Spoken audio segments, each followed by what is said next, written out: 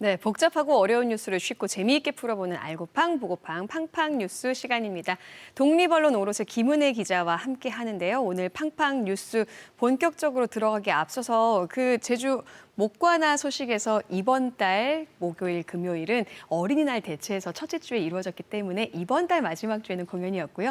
6월부터 마지막 주 금요일, 토요일 공연이 이루어진다는 점 여러분들께 안내 말씀드립니다. 자, 팡팡 뉴스 신규 용암동굴 발견 무슨 의미인고라는 키워드로 함께 이야기를 나눠볼 텐데요. 최근에 새롭게 발견된 용암동굴 이야기를 준비했다고요? 네, 발견된 지역이 제주시 구좌읍 동복리 지역인데 동굴이 발견된 게 굉장히 오랜만이죠. 예. 그리고 또 규모도 굉장히 크기 때문에 주목을 많이 받았는데 과연 이게 뭘 의미하는지 우리가 이거를 왜 알아야 되는지 그런 얘기 한번 오늘 해볼까 합니다. 네, 이렇게 발견된 동굴은 배수로 개선 공사 과정에서 이제 우연히 발견됐다고요? 맞나요? 맞아요. 제주시가 이제 진행하는 배수로 개선 공사였고요. 예. 발견된 게 사실은 최근은 아니고 3월이었어요. 3월에 발견됐는데 그동안은 좀 조사나 이런 것 때문에 알려지진 않고 있다가 언론 통해서 이게 드러나면서 좀 대중에게 알려진 그런 사례입니다.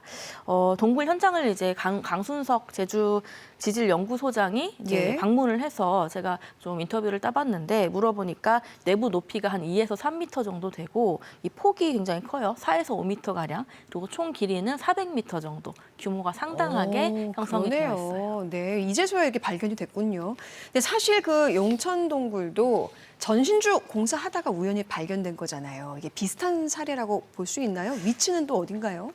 일단은 굉장히 비슷한 사례라고 보는 게 이번에도 이렇게 포크레인으로 땅 파다가 발견되었다고 하거든요. 네. 그리고 위치가 지상에서 밑으로 2m 정도 아래에 그렇게 동굴이 분포해 있고 그리고 정확한 위치는 동복리 지역의 그 해안마을 김영초등학교 있죠. 그쪽 부근에서 한 1에서 2km 정도 떨어진 지역에 이제 발견이 됐어요. 근데 그 일대를 보면은 그 앞에 그 동복리 환해장성이 있거든요. 예. 그러니까 문화재가 있어서 비교적 좀 개발 같은 게 어렵지 않았나 좀 이렇게 네. 추측을 하고 또 주변이 또 논밭으로 다 이루어져 있고 큰 도로가 없기 때문에 좀 보존이 비교적 잘 되어 있었다 이렇게 봅니다. 그러니까 어떻게 보면 이제 제주도는 화산섬이기 때문에 이런 동굴이 발견되는 게 그렇게 어색한 일은 아닌 것 같은데 그러고 보니까 이제 유네스코 세계자연유산인 검은오름 용암동굴계가 위치한 월정 그리고 김영 지역과 지금 가까이 위치해 있는 거잖아요. 이게 좀 연관성이 있을까요?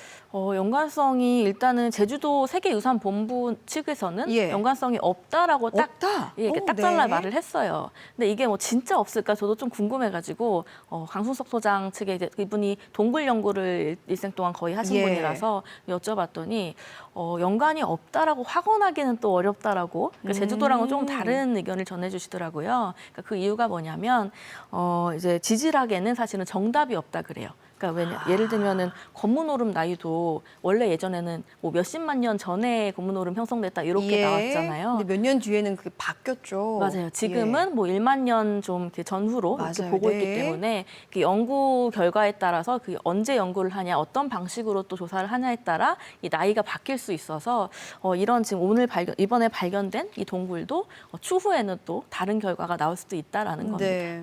그러니까 전문가 의견은 확언할 수는 없다라고 했는데 제주도는 검은오름 용암동굴계와 무관하다라고 이렇게 확신하고 있다는 거예요. 그 근거는 어디에 있는 건가요? 일단은 동굴의 규모나 이제 위치를 보면은 검은오름보다는 다른 용암동굴계랑 좀 관련이 있을 수도 있겠다. 네. 이런 좀 해석을 해볼 수가 있는 게 동굴 발견된 게 그 김영 괴내기 동굴이라고 있고 조천에 그 북촌 동굴이 있거든요. 예. 그 사이에 이제 있는 동굴이에요. 지금 발견된 게.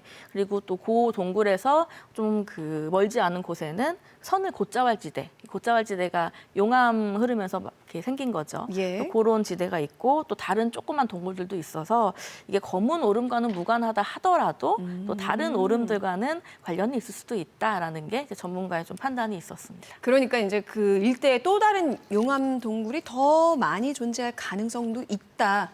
이렇게 해석할 수 있는 거죠? 맞아요. 이게 실제로 주변에 좀 지형을 봐도 그렇게 말을 할 수가 있는 게 구좌 지역에서 성산 지역까지 지도를 쭉 보면은 유난히 하천이 없거든요. 오, 그러네요. 네. 그렇죠. 생각나는 하천 뭐 말해보세요. 만약에 도민분한테 말하면 네. 오 이렇게 하실 거예요. 왜냐면 없기 때문에. 네, 그 말은 즉슨 하천이 없다는 건 주변에 용암 동굴이 많다라는 말과 같아요. 좀 자세히 설명해 주세요. 하천이 없다와 용암동굴이 많다라는 걸 의미한다. 이게 어떤 연관성이 있는지. 네. 우리가 한번 가정을 해볼게요. 그쪽 지역, 지금 동굴이 발견된 그쪽 동봉리나 이쪽 지역에 동굴이 거의 없다, 별로 없다라고 한번 가정을 해보고 하천도 없다라고 이제 한번 가정을 하면 예. 여기에 태풍이 와서 뭐 비가 많이 오거나 할 때 무조건 홍수가 나야 되거든요. 그렇죠. 네. 왜냐하면 빗물이 빠져나갈 길이 없는 거니까. 근데 여기가 홍수가 많이 나는 지역이냐 물어보면 아니죠. 그러니까 어딘가로는 빠져나가고 있다. 그 맞아요. 동굴이 있을 것이다. 그게 추정할 수 있군요. 용암동굴이나 숨골일 거다. 이제 이런 추론이 가능한 겁니다. 그렇군요. 그런데요, 이 동굴이 발견된 지역 일대 지도를 보니까요, 유난히 중산간 쪽으로 크고 작은 오름이 참 많아 보입니다. 여기에서 용암이 분출했을 가능성도 있을 것 같아요. 어떤가요? 맞아요. 이 동굴 발견된 위쪽, 그러니까 이게 중산간 쪽이죠. 거기에는 유난히 그 동굴 모양이 말발굽 형태예요. 이렇게. 오, 네. 말발굽 형태인 게 예를 들면 부고름 좀 유명하죠. 그리고 주체오름, 어대오름 이런 게 다 그런 모양으로 되어 있는 게 이 의미가 주변 일대가 용암지대일 확률이 높다라는 건데요.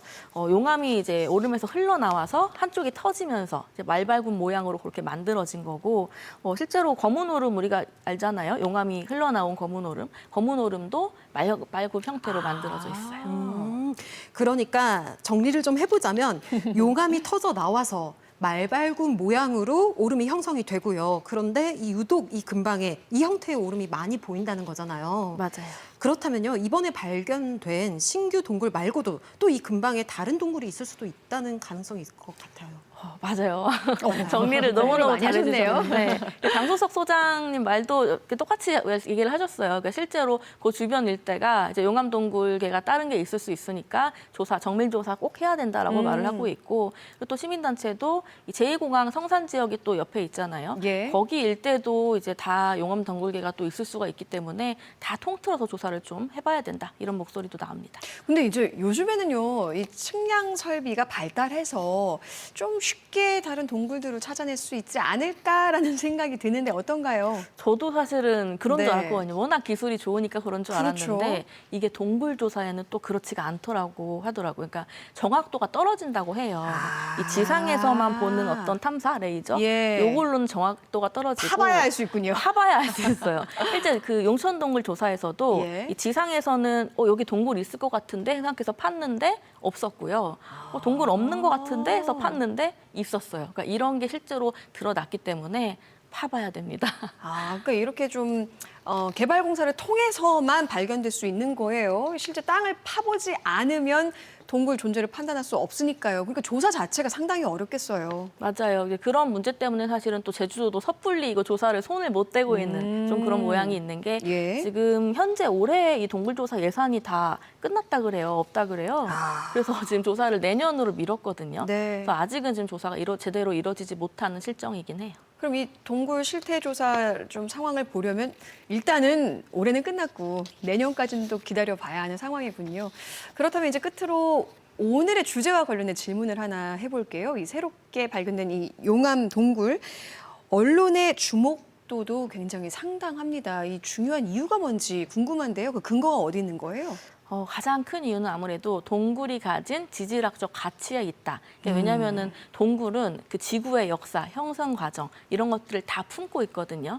그리고 지금 뭐 기후 위기다 어쩌고 하잖아요. 예. 기후 위기가 과거에도 있을 수도 있었고 그런 그 기후 위기를 그럼 과거에 있었으면 어떤 식으로 지구가 변했나 뭐 이런 기록들이 다 이제 담겨 있기 때문에 흔히 이제 뭐 지구의 블랙박스 이렇게 이해하시면 될 것 같아요. 블랙박스. 예, 그럼 블랙박스는 우리가 어떻게 해야 되죠?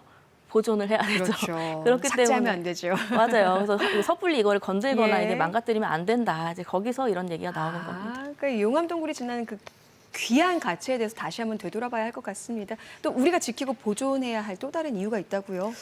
이거는 좀 무서운 얘기인데 침수 피해. 그러니까 제가 몇 번 빵빵뉴스 시간에 얘기를 했던 것 같은데 이 동굴을 잘못 건드리면 일대가 이제 침수 피해가 있을 수밖에 없는 게 물길이 사라지는 거잖아요. 물이 네. 빠져나갈. 그렇기 때문에 주변 일대에 대한 어떤 자연재해 영향들 이런 것들이 있어서 좀 동굴에 대해서는 좀 우리가 신중하게 접근을 해야 되고 제주도가 지금 내년으로 조사를 미뤘는데 예. 이거를 좀 계속 우리가 관심 갖고 지켜봐야 내년에 또 이게 제대로 조사가 되거든요. 어영부영 또 이렇게 덮으면 안 네네. 되니까 계속 좀 관심 갖고 시민분들도 좀 목소리도 내주시고 보전 예. 위해서 해주셨으면 좋겠습니다. 예, 진짜 말씀하신 것처럼 내년부터 관련돼서 이 정밀 조사가 본격적으로 실시된다고 하니까 그 상황도 잘 지켜봐야겠습니다. 오늘 소식은 여기까지 듣겠습니다. 김은혜 기자 고맙습니다.